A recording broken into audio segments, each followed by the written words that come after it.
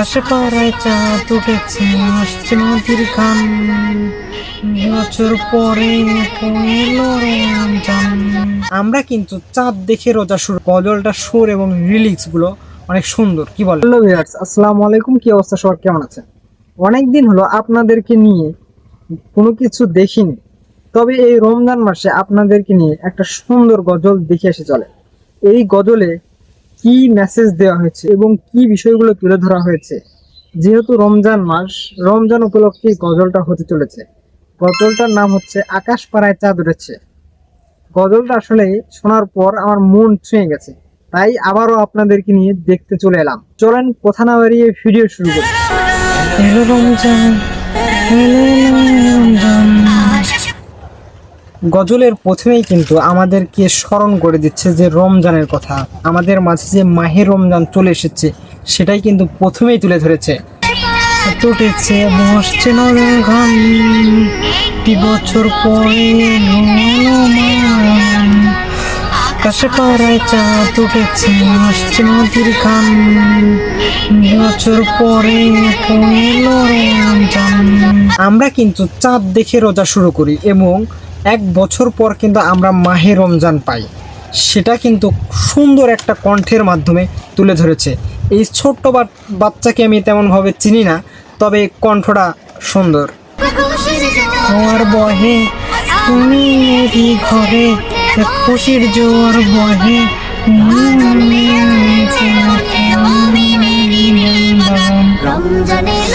সুন্দর একটা লাইন। কিন্তু আমরা রমজান মাস পেলেই কিন্তু সব মুসলিম আমরা খুশি হয়ে যাই, কারণ এই মাসটা হচ্ছে পাপ মোচনের মাস। এই লাইনটাও কিন্তু একটা সুন্দর লাইন, সুন্দর কথার মাধ্যমে লাইনগুলো কিন্তু একের পর এক তুলে ধরতেছে মাহে রমজানের। রমজান, রমজান এলো এলো মাহে রমজান।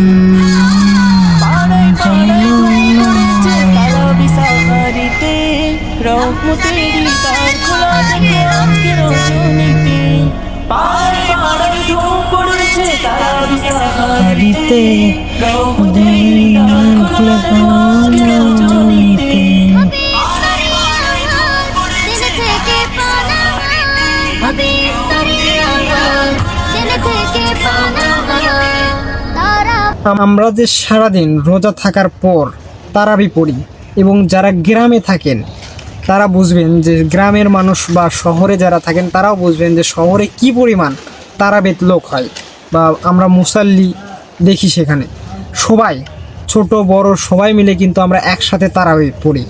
প্লাস হচ্ছে আমরা সারাদিন রোজা থাকার পর তারাবি পড়ার সময় কিন্তু ক্লান্তি উপভোগ করি না। আমাদের রহমত হয়, আল্লাহর রহমতের কারণেই কিন্তু আমরা তারাবি পড়তে পারি। এটাই কিন্তু অল্পতে সামান্য কথার মাধ্যমে সুন্দরভাবে কিন্তু তুলে ধরছে এখানে এই গজলটা। এই কারণে আরও বিষয়গুলো আছে আপনাদের সাথে শেয়ার করতেছি একের পর এক। এই কারণে এই গজলটা শুনে আমাকে মন কেড়ে নিয়েছে। গজলটা সুর এবং রিলিক্সগুলো অনেক সুন্দর, কি বলেন?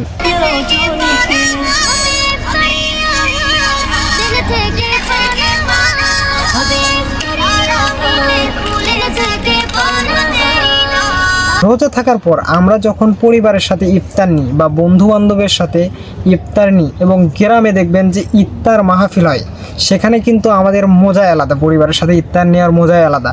এটা আমরা রমজান মাসে উপভোগ করতে পারি। কিন্তু সেটাই পরিবারের সাথে দেখেন ছোট একটা পরিবার বানিয়ে দিছে, যে ছোট শিশুদের মাধ্যমে সেটা সেখানে কিন্তু বলে দিছে এবং প্লাস তুলে ধরছে কিন্তু সুন্দরভাবে, কি বলেন?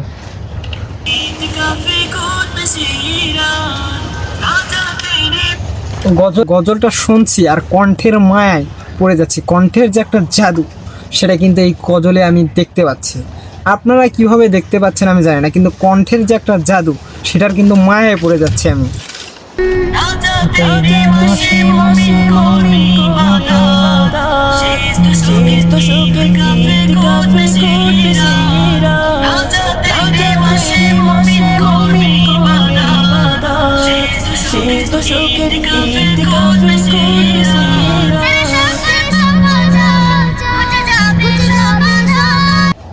যেহেতু আমাদের রমজান মাস হচ্ছে ইবাদতের মাস, সেহেতু আমরা রমজান মাসের শেষের দিকে ইত্তিকাফের মাধ্যমে আমাদের পাপগুলো মোচন করতে চাই।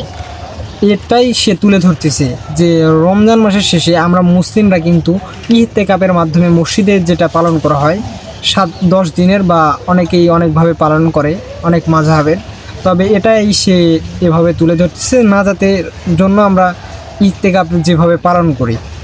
একটা সুন্দর লাইন, প্রতিটা লাইন এমনভাবে সাজানো, আসলেই বলতে পারতেছি না, অনুভূতিগুলো আরও প্রকাশ করতে পারতেছি না। তারপরের বিষয়গুলো দেখা যাক।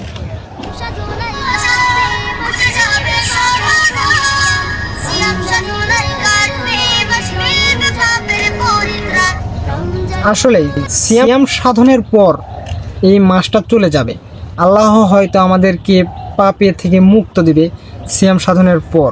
জানি না মুক্ত হব কি না, তবে সেটা সে ভাই তুলে ধরতেছে যে আমরা এইগুলো করার পর আসলে আল্লাহ তাআলা আমাদেরকে পাপ থেকে মুক্তি দেবে। এটা জাস্ট এটা।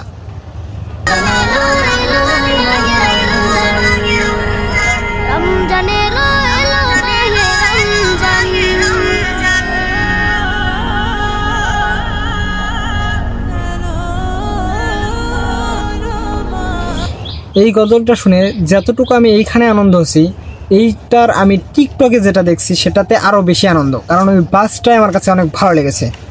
এই বাজের থেকে আমি আপনাদেরকে ওটা শোনাচ্ছি।